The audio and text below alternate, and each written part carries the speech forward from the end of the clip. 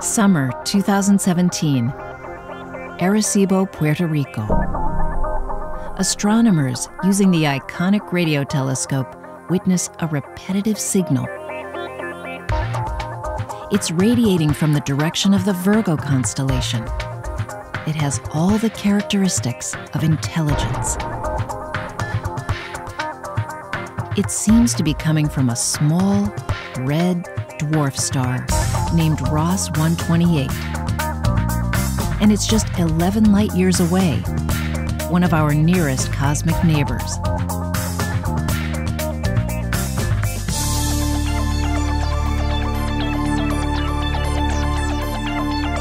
"5,300 kilometers to the south, on a Chilean mountaintop, the 3.6-meter La Silla Observatory is completing more than a decade of monitoring that same star.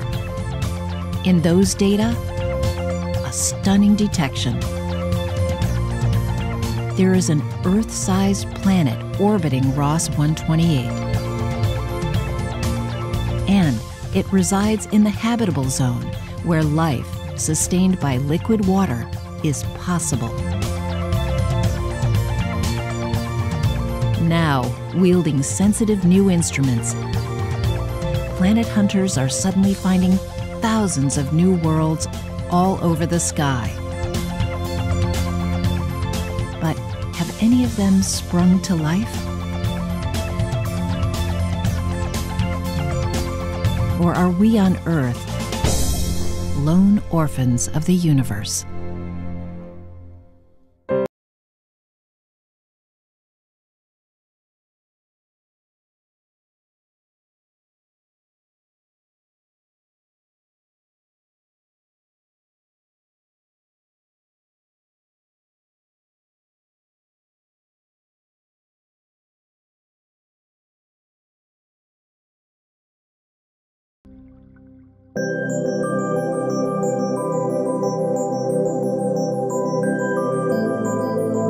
Look up at the night sky. Pick any star. According to astronomers, it probably has several planets in orbit around it. And there are many more stars out there than meet the eye.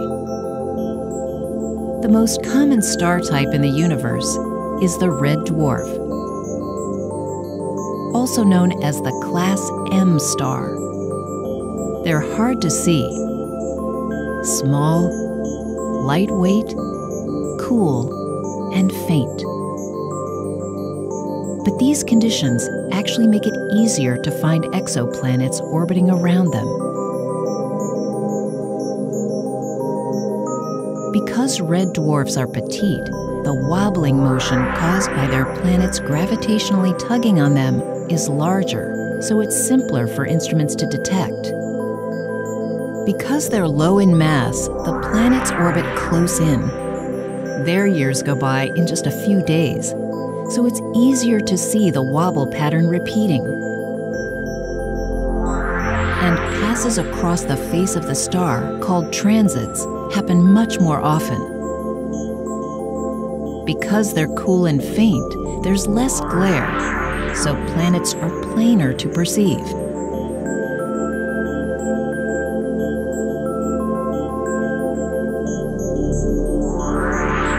Proxima Centauri, our stellar next-door neighbor, is just such a red dwarf. It's puny, just 12% the mass of the Sun, and less than 14% as big. It's only about 1% as bright, so it's relatively cool, only about 3,000 Kelvin. Our Sun is nearly 6,000 Kelvin.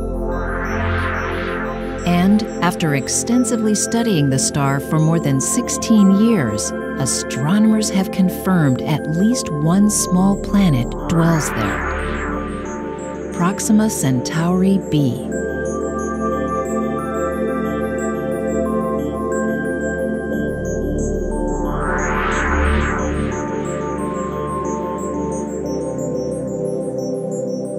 It's at least 1.3 times more massive than Earth, probably dense and rocky like our world. which would make it about 10% bigger. It orbits its parent star once in a little more than 11 days, revolving at the distance where water could be liquid, as well as solid and gas, just like Earth. But there's a problem with that star. Like many red dwarfs, Proxima Centauri has a stormy temperament. Large flares, blasting X-rays, bathing its system of worlds in deadly radiation, eroding away any life-supporting atmospheres they may have. And there are problems with that newly found planet. Although it's in the so-called Goldilocks zone, Proxima b orbits only 7.2 million kilometers from the source of that radiation. That's 21 times closer to its star than we are to ours.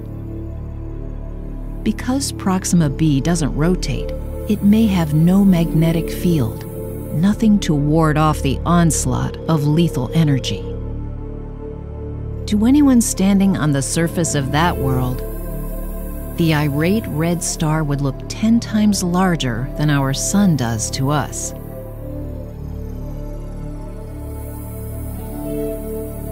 More concerns. The planet doesn't tilt like ours, and its orbit seems to be nearly circular, which means it doesn't have seasons. Earth's changing climate and relatively rapid rotation of day into night likely stimulates the continual evolution of life. Proxima b is much less dynamic. It's probably in tidal lock with its star. Like our moon, it always shows its parent body the same face, so it may have a warm day side, which would bear the brunt of the flares coming off the star, and a cold, frozen night side.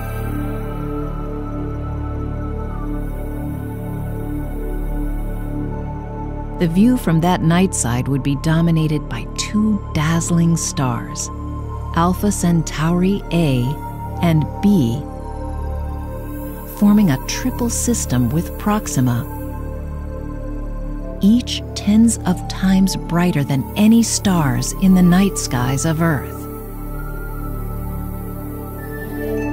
But there may be no one there to see them.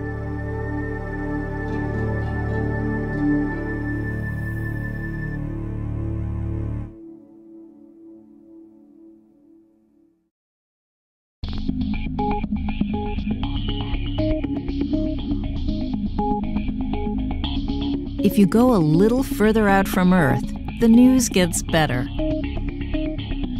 Ross 128, only 11 light-years from us, is one of the quietest red dwarfs known. It discharges hazardous radiation much less often than its sister M stars. The High-Accuracy Radial Velocity Planet Searcher, or HARPS, has been looking at Ross 128.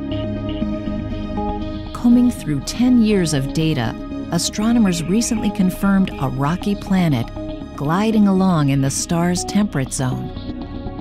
Dubbed Ross 128b, the small dense planet looks to be 1.35 times the mass of Earth, much like Proxima b. And similar to the planet at Proxima, Ross 128b orbits about 20 times closer to its calm and cool star than does Earth to our hotter sun. Its year is just 9.9 days long. This planet may offer the closest, most comfortable environment of any exoplanet found so far. But that's not conclusively proven. The Ross world may be more like Venus, holding a high-pressure atmosphere that's too hot for life.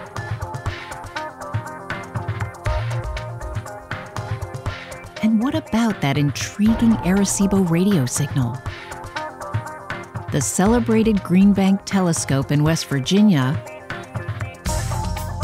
and the SETI Institute's Allen Telescope Array in Northern California both took a long, hard look. The repeating signal wasn't seen again. Researchers' best guess is that was most likely a reflection of pulses from one or more communications satellites in geostationary orbit around Earth. But though there's no proof of intelligence, astrobiologists remain enthusiastic. This, they say, is the right kind of place to look for life. Small red M-dwarfs live hundreds of times longer than sun-like stars. If primitive life can get a toehold on a world near one, there's plenty of time for evolution to learn to cope with harsh conditions. Red dwarfs are opening up new possibilities of finding habitable worlds, just when planet discoveries around more familiar stars seem to be shutting them down.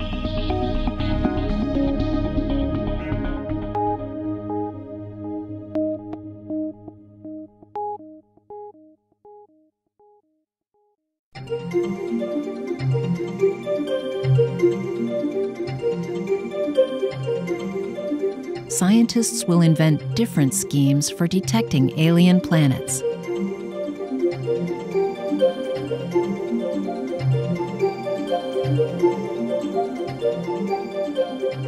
Most successful so far, at least in terms of raw numbers, is to task a space telescope with persistently staring at a rich patch of stars. 2 engine start, 1, 0, and liftoff of the Delta II rocket with Kepler on a search for planets in some way like our own. Burning our engine chamber pressures are building. Grounded solid motors. Launched in 2009, the remarkable Kepler mission watches for the slight dimming of a star when a planet sails across its face along the line of sight between the telescope and the target star. Kepler astronomers and citizen scientists have spotted several thousand new planets using this transit technique. Thousands more are waiting to be confirmed by seeing them pass a second or third time, establishing the planet's orbital period. So, the longer humanity looks, the more worlds we'll probably see. In slower, wider orbits, more distant from their suns. The searches to date have mostly netted large diameter planets, most of them very close to their stars. Big worlds, transiting often, are beginning to divulge the secrets of their atmospheres. Astronomers are practicing on these worlds, learning to spot molecules like methane, nitrogen, carbon dioxide, water, and oxygen, which could be products of active life, so-called biomarkers. A surprising number of these globes are truly gigantic, super-Jupiters, between 8 and 14 times heavier than our own.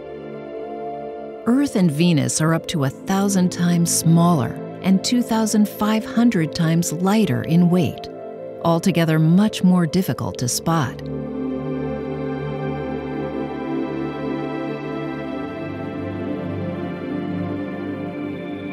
Some planets lead truly bizarre lives, like this extra-hot gas giant, HD 1897-33b. It orbits so close to its turbulent star that periodic flares tear off large chunks of its atmosphere.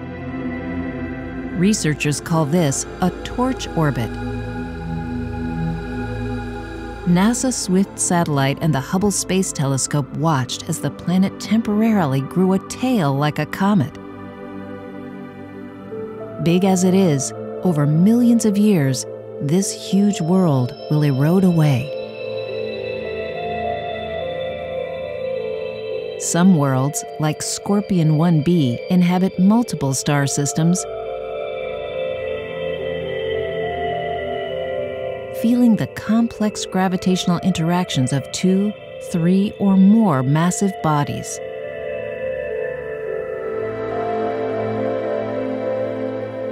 And this one, HIP 13044b, is an immigrant planet. It came in with its parent star from outside our galaxy. This dramatic diversity among exoplanets has astronomers scratching their heads, but planet hunters believe they've barely scratched the surface of the sky's hidden treasures. One quick way to tell if a planet might be Earth-like is to check the color of the light bouncing off of it. If you look in color space, Earth sits off on its own, a lone wolf, away from its solar system siblings.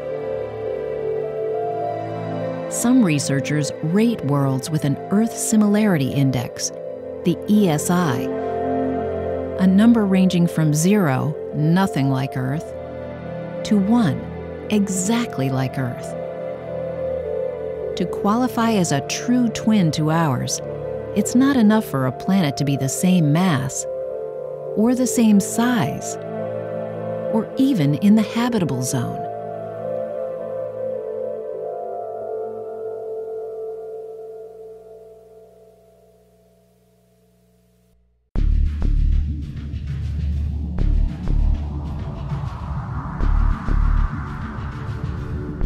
In 2007, the HARPS team at La Silla picked up the first evidence of a planet in the habitable zone of its star, a red dwarf named Gliese 581, 6 times more massive than Earth, and rotating so slowly its day is perhaps 70 of our days long.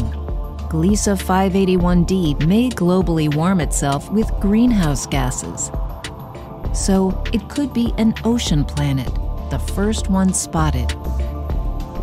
If so, it probably began as an ice giant further out in the system.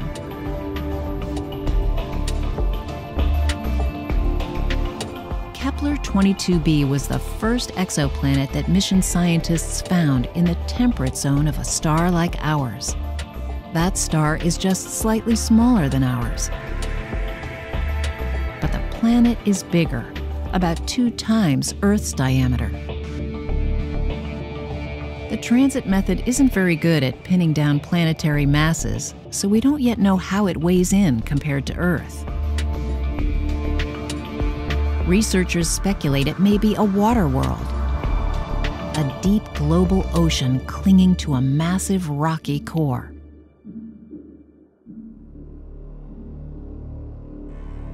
"22 light-years out in another direction, Gliese 667cc swings round a cool red M-dwarf in just 28 days.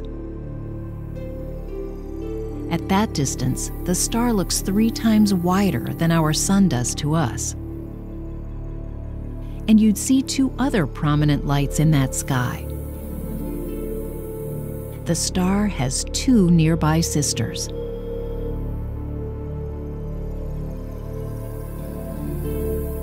The planet is massive, maybe 5 times Earth's mass. Standing on its surface, if it has one, you'd weigh 1.5 times what you do at home. But it's possible you'd feel right at home in other ways. Gliese 667cc could be habitable.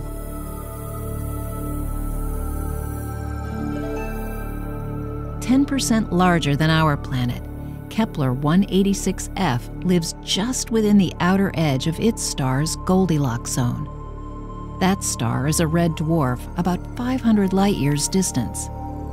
4 larger, hot, and presumably lifeless planets ride closer in to the dwarf. 186f is roughly Earth-sized, perhaps just 11% larger. But it's probably colder than Mars.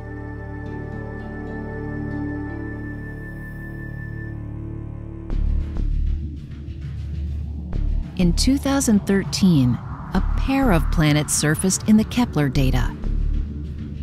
62e and 62f circle their cool star in orbits where plenty of water could flow. The inner one is likely a totally wet world. The outer, a super-Earth, 1.5 times our size, could be cooler and drier. Now, imagine a cloudy world where you weigh at least twice what you do on Earth. Kepler 452b, sometimes called Earth's cousin, is probably rocky like us and 1.6 times our size, but it may be up to 5 times more massive. 1,400 light-years from us, it orbits a G-type star very much like our Sun. It's 20% brighter, but the planet rides a bit further out from its star. The Kepler 452 system is 1.5 billion years older than ours. Evolution has had more time to work.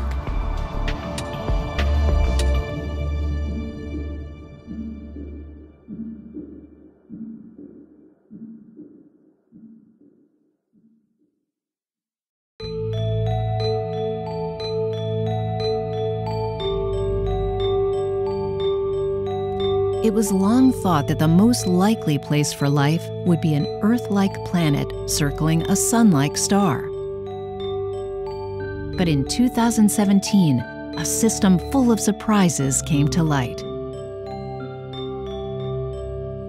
A tiny star not much bigger than Jupiter, hosting 7 rocky planets, all about the same size and mass as Earth.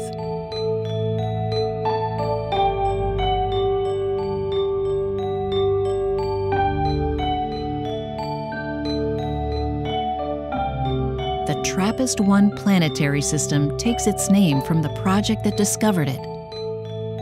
Transiting Planets and Planetesimals Small Telescopes. It's a pair of surprisingly petite robotic scopes. They're perched on a Chilean mountain, but controlled from Belgium. NASA's Spitzer Infrared Space Telescope helped confirm the find. When a star isn't bright, a small Earth-sized world transiting across its surface makes a big difference, a proportionally larger drop in the light curve. 40 light-years out, the ultra-cool dwarf named TRAPPIST-1a glows a deep red. It's just 11% the diameter of our parent star, so it puts out merely 5/100ths the Sun's light. Though it's dim, the dwarf provides more than enough energy to set up a habitable zone, and at least 3 of the newly discovered planets orbit within it.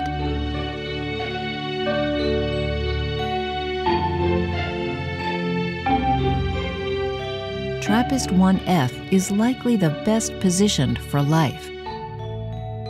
The red sun in its sky would look larger than ours does to us, but less than 1/100th as bright. It could be warm there, though. Like tussling siblings, 7 worlds so near to one another probably jostle one another's orbits. They try to keep in resonance. Their orbital periods pulled into whole number relationships.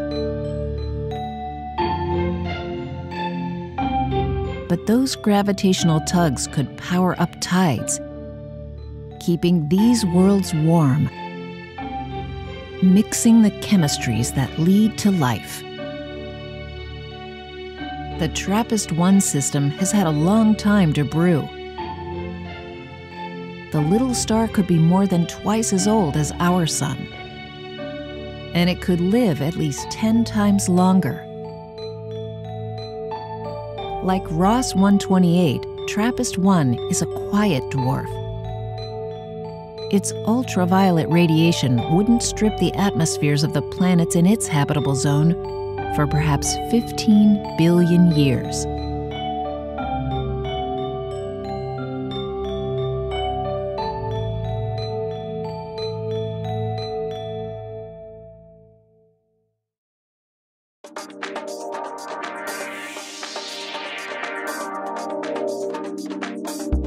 The search for nearby worlds that may be like our own is accelerating.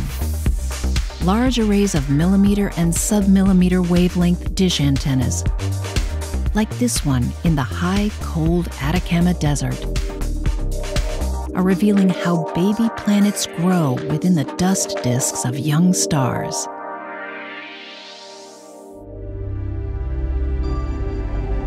The giant Magellan telescope at La Serena, Chile, with a segmented primary mirror 24.5 meters across,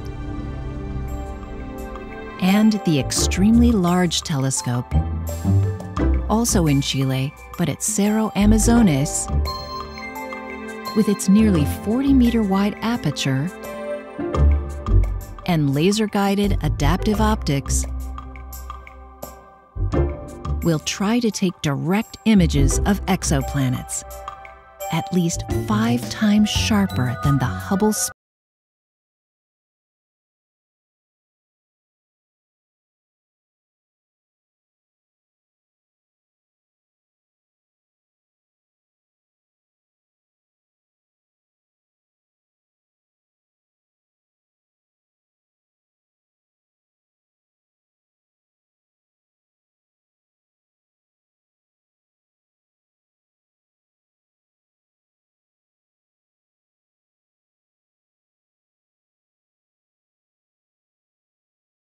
above Earth's atmosphere.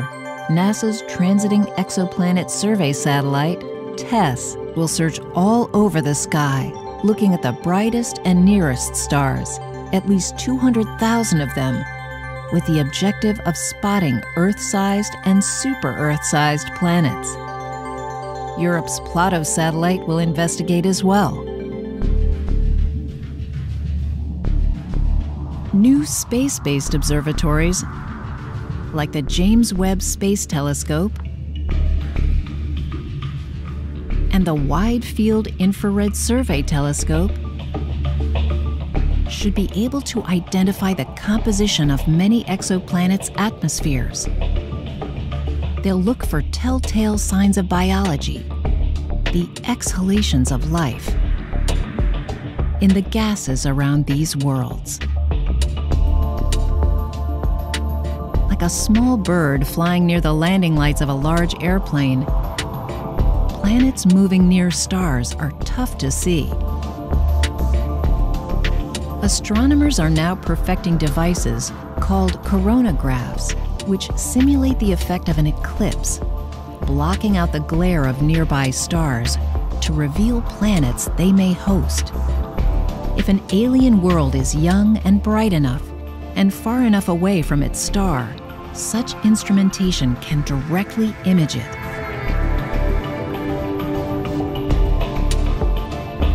These sensitive detectors may be able to make out what's in the atmospheres of the nearby habitable zone-dwelling Earth-sized worlds, like Ross 128b, Proxima b, and the TRAPPIST-1 planets. Evolution of biology on Earth dramatically changed our planet's atmosphere, setting up a feedback loop, making conditions even more hospitable to life. With a similar level of technology to our own, astronomers on any of those alien planets could tell that we are a living world.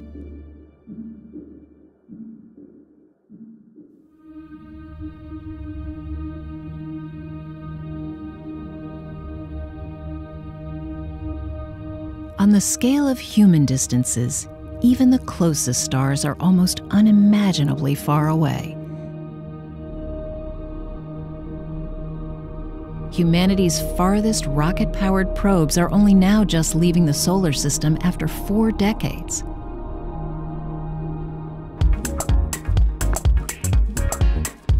But a bold plan to dispatch a fleet of tiny, low-mass nanoprobes across the interstellar abyss to Proxima Centauri has just been launched.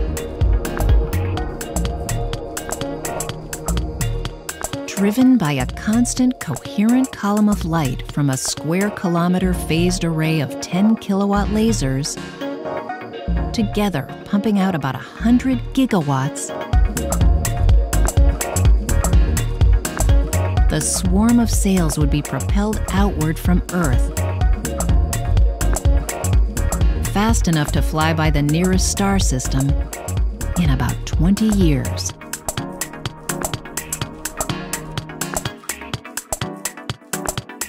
Aboard each light sail rides a tiny package of science instruments, including cameras, plus communications module, a minuscule radioisotope battery, and a photon thruster for maneuvering, all weighing no more than a few grams.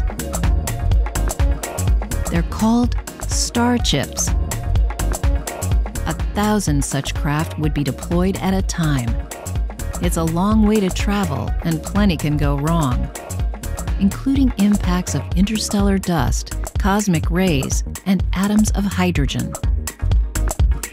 Commands could be sent as modulating information on the power beam, and findings would be uplinked to Earth by a compact laser using the sail area as an antenna.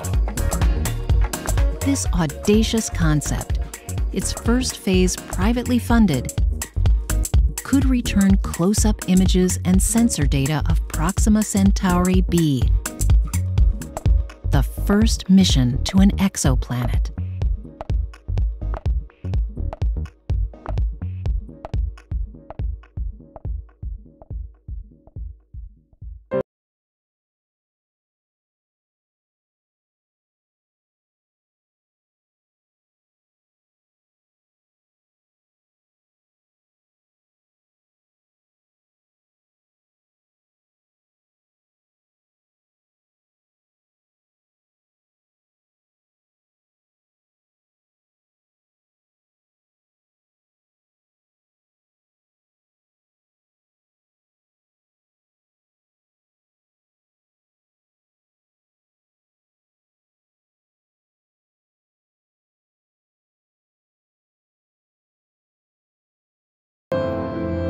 Small, dense worlds like ours, orbiting in the habitable zones of stars, are showing up more often in astronomical searches.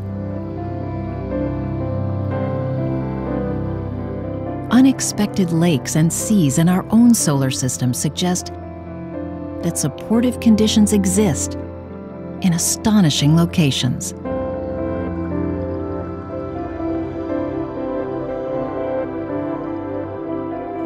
Ultra-cool dwarf stars may actually be better at building oceans on their planets than stars like our Sun.